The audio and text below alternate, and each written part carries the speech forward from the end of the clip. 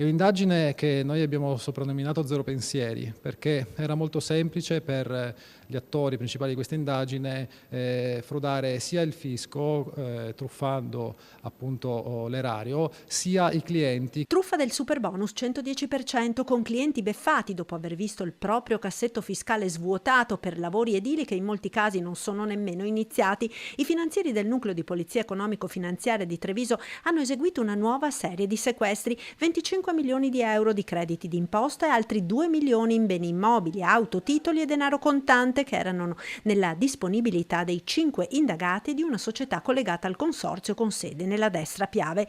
Le indagini erano state innescate dalle denunce di circa 300 committenti residenti in tutto il nord Italia, Veneto, Friuli Venezia Giulia, Lombardia e Piemonte. Il cliente firmava il contratto col consorzio e il consorzio attestava subito dopo, all'indomani di aver eseguito diciamo il 30% dei lavori, cosa che ovviamente era impossibile. In questo modo si generava un credito fiscale che il consorzio poteva poi utilizzare per spenderlo presso le banche, le poste e gli altri intermediari finanziari. Dopo i sequestri della scorsa estate, le indagini sono proseguite ed hanno portato le Fiamme Gialle a denunciare altri 3 professionisti, un direttore dei lavori e 2 asseveratori, per avere falsamente certificato l'avvenuta esecuzione o la congruità delle opere oggetto dell'agevolazione.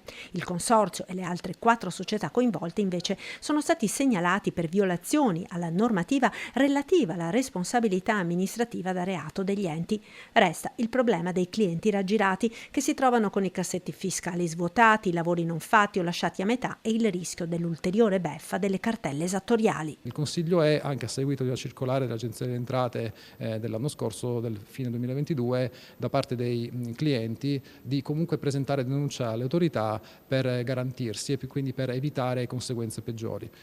Oltre a questo, chi ovviamente ha avuto dei problemi perché purtroppo ci sono alcune persone che non hanno la caldaia o che non hanno le finestre o quant'altro, ecco, c'è sempre lo strumento dell'azione civile o penale per preservare i propri interessi.